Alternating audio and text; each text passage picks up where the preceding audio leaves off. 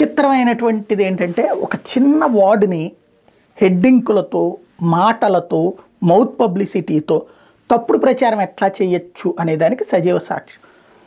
RSS chief Mohan G భగవత్ అయోధ్య రామాలయ నిర్మాణం అన్నటువంటిది నిజమైన స్వతంత్ర దినం హిందువులకి అన్నటువంటి పాయింట్ని ఇప్పుడు నువ్వు నిజమైన స్వతంత్రాన్ని అవమానించావు, స్వతంత్ర పోరాటాన్ని అవమానించావు అంటూ రివర్స్ గేర్లోకి తీసుకొచ్చేసింది. మేబీ సోరోస్ ప్లానింగ్ అయ్యి ఉండొచ్చు, లేదా వామపక్షవాదుల యొక్క ఆలోచన ధోరణికి అనుగుణంగా మాట్లాడుండొచ్చు. ఇప్పుడు ప్రస్తుతం చెప్పాలంటే రియల్ కమ్యూనిస్ట్ పార్టీగా కాంగ్రెస్ అవతరిస్తోంది.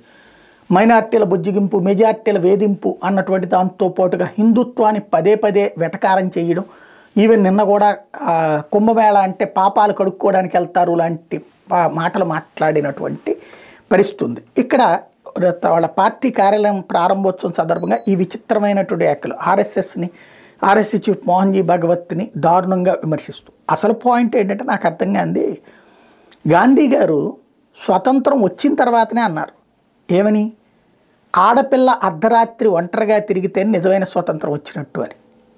మరి గాంధీ గారిని ఇప్పుడు దోషం అందామా?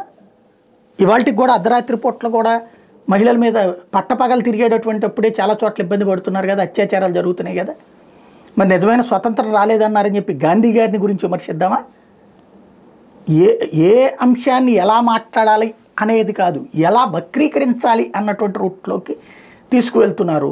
ఆర్ఎస్ఎస్ని ఒక విలన్గా చూపించే ప్రయత్నం. అంటే నిజమైన తీవ్రవాద సంస్థలైనటువంటి లష్కరే తోయిబాలు, జైషే మహమ్మదులు ఇలాంటి వాళ్ళ గురించి కానీ, ముస్లిం బ్రదర్హుడ్ గురించి కానీ వీళ్ళెవ్వరి గురించి మాట్లాడదు కాంగ్రెస్ పార్టీ.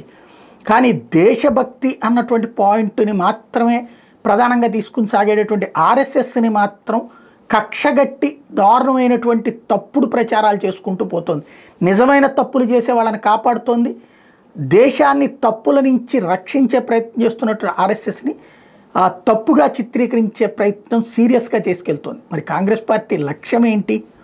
ఈ దేశాన్ని పాకిస్తాన్ లాగా మార్చడమా, ఆఫ్ఘనిస్తాన్లా మార్చడమా?